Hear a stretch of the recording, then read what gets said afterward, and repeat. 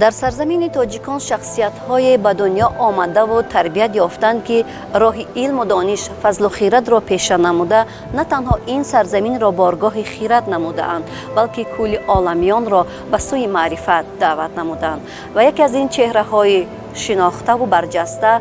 مولانا جلال‌الدین بلخی می باشد. سلام بینندگان گرامی، در آثارخانه ملی تاجیکستان گوشه علاهیده موقتی افتتاح یافته است که در آن آثار این نابغه نظم کلاسیکی تاجیک و فارس و آثار ازادگاه مولانا جلال‌الدین بلخی کشف گردیده به نمایش گذاشته شده است و عین حال طریق برنامه نگارستان شما بینندگان گرامی را به سیر این گوشه دعوت می نماییم.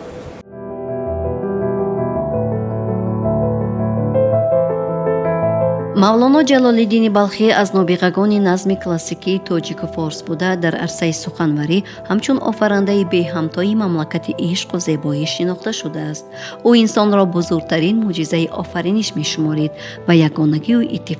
اتحاد و همبستگی آنها را تلقین و ترغیب می نمود.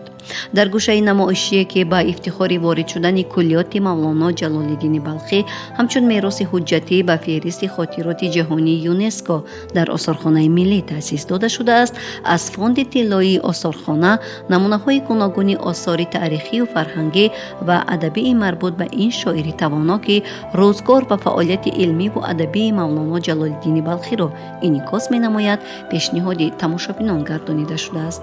گوشه اولی نمایشگاه از رسم آرامگاه و مجسمه شاعر جلال‌الدین بلخی آغاز می‌یابد.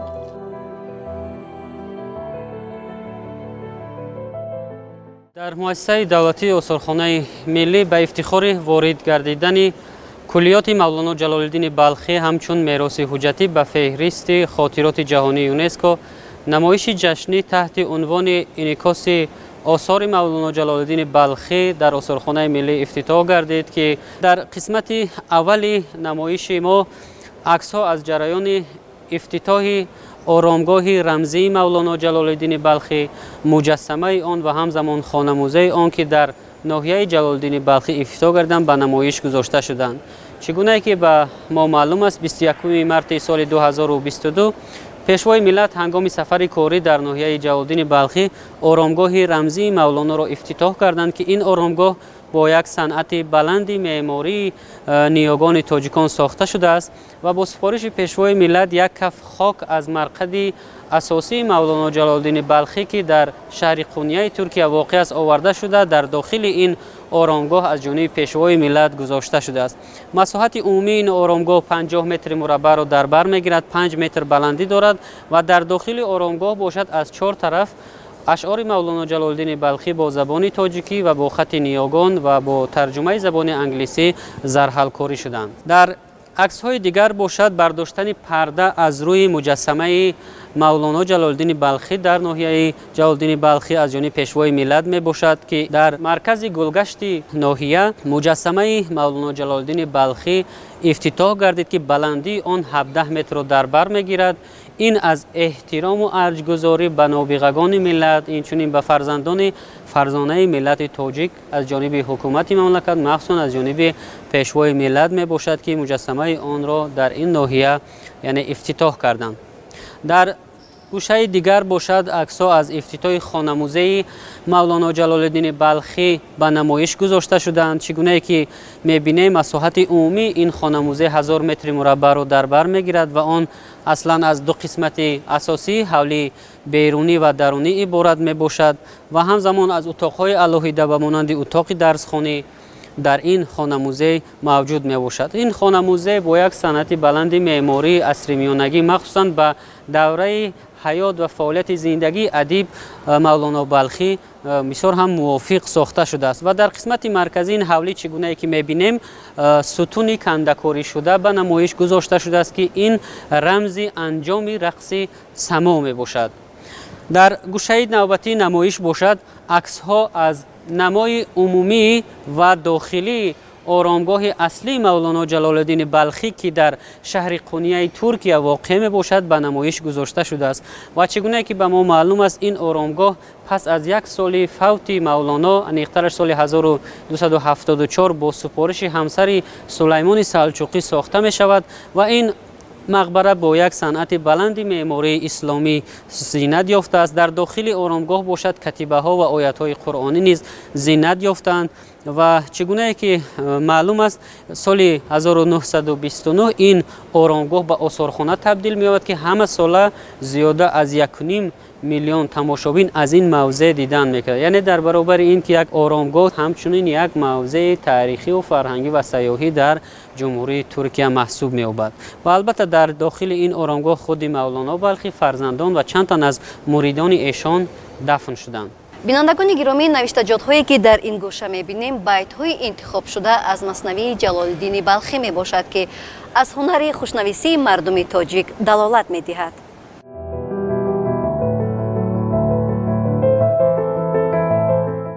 خوشنویسی های مذکور را از اشعار مولانا جلال‌الدین بلخی، خوشنویس سید کامل سید علیموف با یک مهارت بلند خوشنویسی خویش خیلی زیبا و خوانا و نظرربا کتابت نموده است که مضمون و محتوای این بیت ها پند و اخلاق و خودآگاهی و خودشناسی را در بر میگیرد و هر تماشابین با خواندن این بیت ها از این لوحه های خوانا و پرمضمون می تواند جهان معنی برداشت نماید.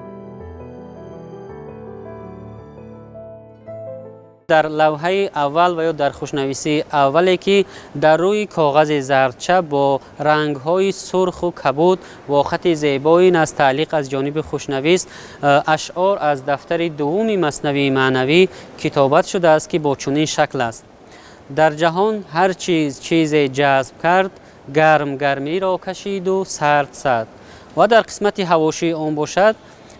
خب اشعار دیگری از مولانا به مثل کامل گرخا گیرد زر شود، ناقص از زر برد خاکستر شود. در قسمت پایان باشد مولانا خط سید علی. خب به همین مضمون زیاده از 8 لوحه های خوشنویسی که از اشعار مولانا جلال‌الدین بلخی در روی کاغذهای سبز، کبود، سفید با رنگ‌های گوناگون سرخ و سیاه و کبود و با خط زیبایی نستعلیق و سلس از جانب خوشنویس چیره‌دست استاد بسیار هم ارجمند سید علی و سید کامل یعنی کتابت شدند و یکی از جزءهای زینت دهنده نمایش امروزه ما محسوب می‌یابند.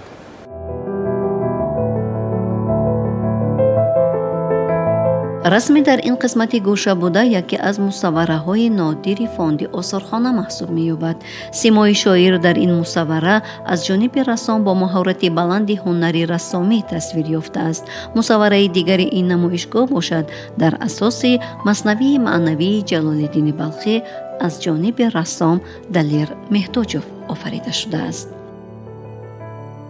چگونه که در این مصوره ما میبینیم در قسمت مرکزی آن همون نی در بالای ورق یعنی کشیده شده است که این البته از اون گواهی میدهد که دفتر اولی مثنوی با همون شعر بشنو از نی چون حکایت میکند شروع میشد. به همون خاطر رسام در اینجا همون نی رو تصویر کرده است و در این قسمت میبینیم یک درخت هست که از 5 شاخه عبارت میباشد و ما میدونیم که مثنوی معنوی از 6 دفتر عبارت است و یک دفتر آن ناتمام باقی مانده است. در همین جا رسام بسیار هم با یک صنعت بلند و نازکانه همین 5 شاخه درخت رو با 5 دفتر مثنوی تشبیه داده است و در قسمت پایان باشد یک سبد پر از سیب است که این همون باغ معرفتی مولانا جلال‌الدین بلخی را رسام در این اثرش تصویر نموده است. در گوشه دیگر باشد در اینجا نمونه های گوناگون هنر قلمکشی را میبینیم که اینها نیز در سالهای 60 عصر گذشته از جانب هنرمندان در اساس همون حکایت های خلقی مثنوی گرفته شده یعنی تصویر شدند که خیلی هم زیبا و جالب میباشند. داخل این ویترینه ها را باشد نسخه های دستنویس و چاپی سنگی مشهورترین اثر مولانا مثنوی معنوی زینت بخشیده است که دقت تماشابین را در برابر معنی خوشنویسی های این آثار نیز جلب می نماید. در اینجا باشد ما نسخه چاپی سنگی مثنوی معنوی رو میبینیم که از 6 دفتر عبارت است یعنی این مثنوی پوره و کامل تا حال باقی مانده است و در قسمت پایان باشد نسخه دستنویسی مثنوی معنوی است که یکی از نسخه های خیلی هم نادر و زیبا در آثارخانه ملی می باشد و این نسخه چگونه که میبینیم دستنویس است. در ورقهای اول آن نقش‌های گوناگون تصویر شدند و خود متن آن باشد در 4 ستون نوشته شده است و ما میدونیم که مولانا جلال الدین بلخی مثنوی معنوی خود را با خواهش و یا درخواست یکی از مریدانش حسام الدین یعنی نوشته است و این را خود مولانا در دفتر سیوم خود نام این حسام الدین را ذکر میکند چگونه که در اینجا نوشته شده است. در قسمت اول دفتر سیوم: ای ضیاء الحق حسام الدین بیار، این سیوم دفتر که سنت شد 3 بار. برکشا گنجینه اسرار را، در سیوم دفتر بهل اعزار را. یعنی بسیار هم یک دوستی نزدیک یا مرید نزدیکش که بود، از همین خاطر نام او را در صفحه اول دفتر سیوم مثنوی مولانا ذکر نموده است.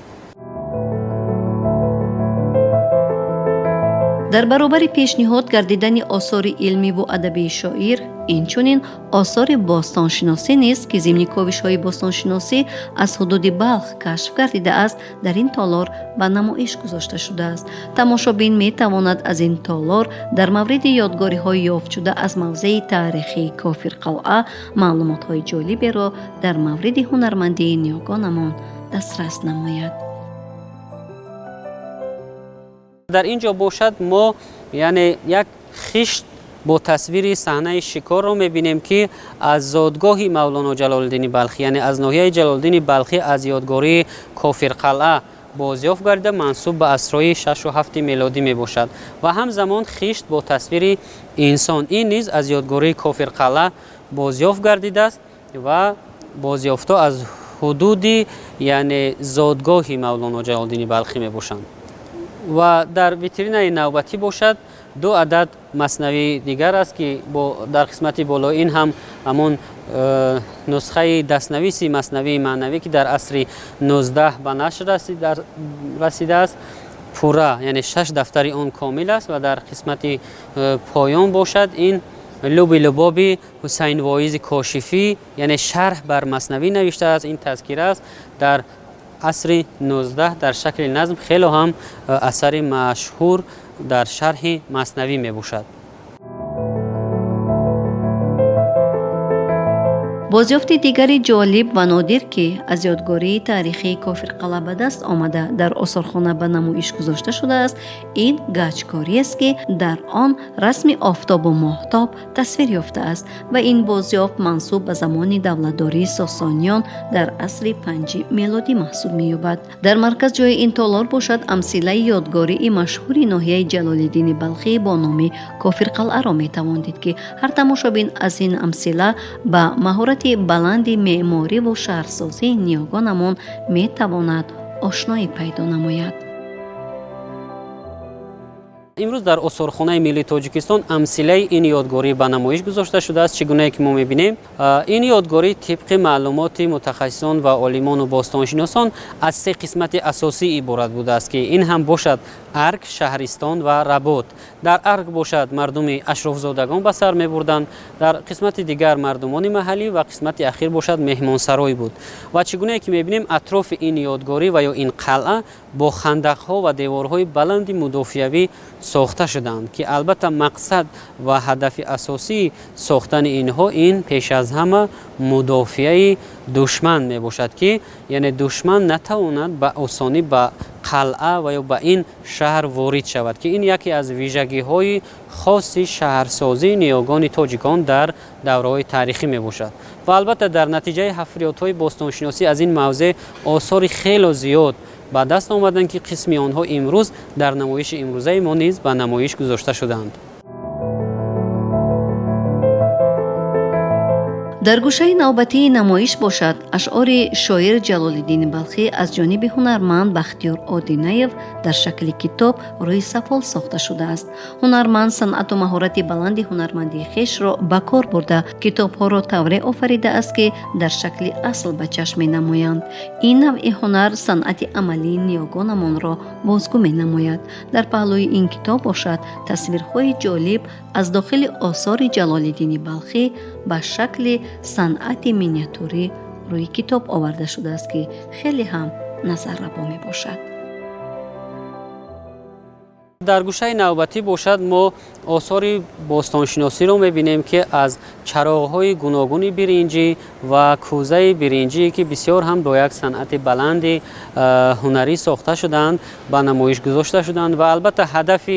گذاشتن اینها در نمایش مولانا جلال الدین بلخی در آن است که این بازیافت‌ها از حدود زادگاه مولانا بازیافت شدند و به همون خاطر امروز اینها در این نمایش یعنی به معرض دید گذاشته شدند که اینها منسوب به عصرهای 9 و 10 میلادی هستند. یعنی 1000 سال مقدم نیاگان تاجیکان با چنین چراغ‌ها خانه‌های خود را روشن می‌کردند و چنین کوزه ها را در زندگی خود استفاده می‌کردند که اینها 1000 ساله ها از عمر اینها گذشته است ولی به همون شکل اصلی به همون شکل واقعی خود تا امروز باقی ماندند. البته این از رشد این نوع هنر در همون زمان گواهی می‌دهد و در قسمت پایان باشد ما قسمت‌های ظرف پاره ها رو می‌بینیم که به نمایش گذاشته شدند و البته اینها یک ظرف پاره عادی نیستند، زیرا ببینید در قسمت بالای این ظرف ها نقش های گوناگون هندسی و اپیگرافی موجود است که این البته از اون گواهی می‌دهد که این نوع هنر در عصرهای 9 الکی رشد کرده بود و هنرمندان چیره دست بالای هر یک اینها نقش های گوناگون می‌آفریدند و البته امروز آثارخانه ملی نیز وظیفه دار است که اینها را حفظ نماید و به جامعه معرفی نمایند. آثار دیگری که در مرکزجای این تالار دقت جلب کننده می نماید پیکره شاعر مولانا جلال الدین بلخی بوده. آن را هنرمند رستم مجیدوف در حالت افاده نمودن رقص سما آفریده است. مجسمه این نابغه علم و ادب در ناحیه جلال الدین بلخی در اساس همین پیکره ساخته شده است. می توان گفت همه روز از این تالار تماشابینان زیاد دیدن می نمایند و احساس خوشحالی و افتخارمندی می کنند از آنکه کلیات این نابغه نظم تاجیک و فارس جلال الدین بلخی شهرت جهانی را کسب نموده است. واقعا یک واقعه تاریخی بود که 24 می سال جاری در کمیته یونسکو و فرهنگی کلیات مولانای بلخی به فرهنگ جهانی وارد گردید و این باعث افتخار است و واقعا اهمیت اون از اون عبارت است که اگر دیگر شاعر و نویسنده و بزرگان ملت آثار و شعر و شاعری زیادی داشته باشند در برابر آنها مولانا هم دارد، اما برتری مولانا از آن عبارت است که مولانا برای پیشرفت و رشد معنویات انسانیت کارهای زیادی رو به انجام رسانده است و ما با اون افتخار و احترام داریم که هر اون چیزی که مولانای بزرگ گفته است به زبان مادری ما گفته است و ما امروز فخر میکنیم، ما افتخار داریم که گفته های مولانای بزرگ برای تمام انسانیت است. گوشه‌ای که امروز ما در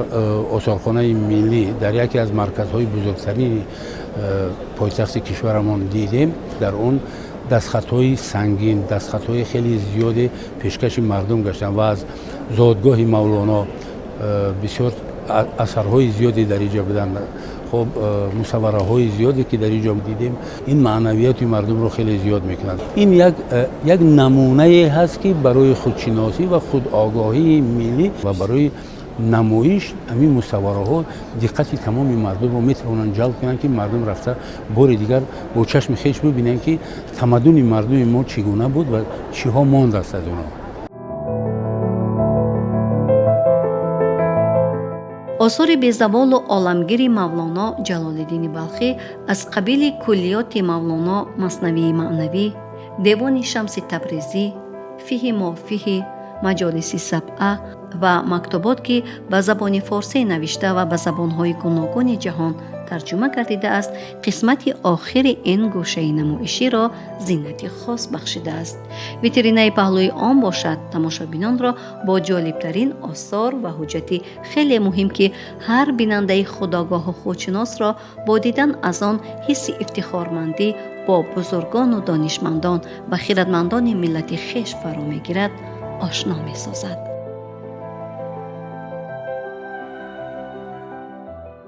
و در این گوشه باشد یکی از تحفه‌های خیلی هم نادر انیخترش یک طبقی که از سنگ لاجورد با تصویر جلال‌الدین بلخی ساخته شده است و این تحفه نادر از جانب اساسگزار صلح و وحدت ملی پیشوای ملت محترم امامعلی رحمان به آثارخانه ملی تاجیکستان اهدا گردیده است. و در قسمت مرکزی باشد ما همون سرتیفیکت وارد شدن کلیات مولانا جلال الدین بلخی همچون میراث حجتی به خاطرات جهانی یونسکو از جانب نماینده یونسکو در تاجیکستان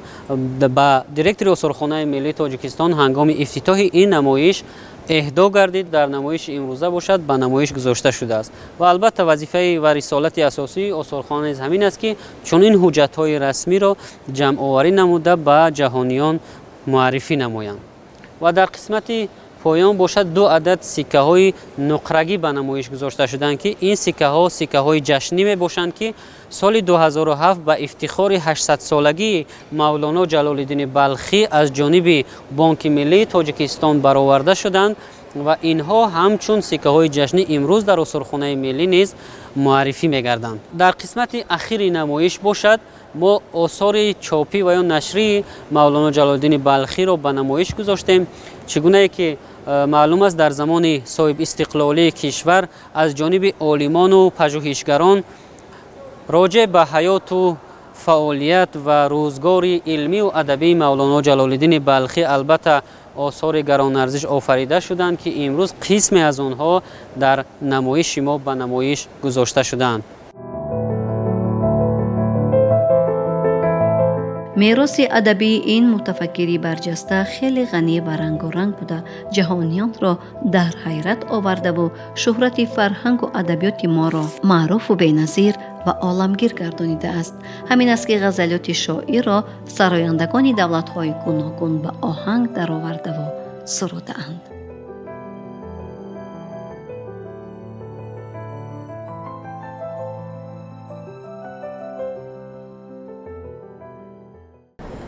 امروز من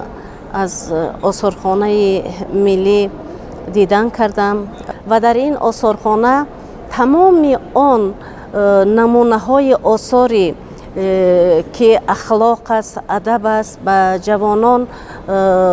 انسانگری می آموزد، آنها را به خودشناسی و خویشتنشناسی دعوت می کند و در برابر وارد شدن به این آثارخانه در حال در طینت آنها هویت ملی پیدا می شود. به واسطه این نمایشگاهی که در یک گوشه آثارخانه ملی من دیدم در حال درک کردم که این آثارخانه می تواند به هر یک جوان تاجیک تأثیر مثبت خویش را رساند. علنگه آتش اشعار مولانا را در دل هر یک جوان روشن می سازد. این نمایشگاه مولانا در تمام اشعارش پیش از همه از حقوق انسان دفاع کرده است، یعنی که به بدینگان پند داده است همچون یک مکتب تربیه خدمت کند. این نمایشگاه می تواند که جوان امروزه را رو آوردن به فرهنگ ملیش دعوت کند، یعنی که جوان امروزه وقتی که از تمام مثلا آثار بای و گرانبهای این شاعر ابرقدرت که در این نمایشگاه گذاشته شده است، او می تواند که فرهنگ ملی خویش را به یک زودی از فرهنگ بیگانه فرق کند. من می توانم اینجا یک پارچه شعر را قرائت کنم. او می گوید که رو نیکی کن که در نیکی داند، که نیکی را زینک دیلان نستاند، مال از همه ماند از تو هم خواهد ماند، به آن که بجای مال نیکی ماند. ببینید که هر یک سخن مولانا در نوبت اول همچون یک مکتب تربیه برای بدینگان و برای جوانان، برای نورسان خدمت می کند.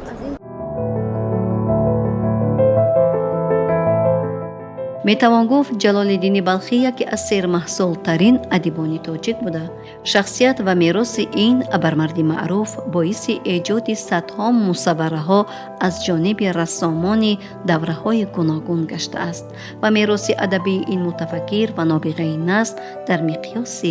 عمومی جهانی است.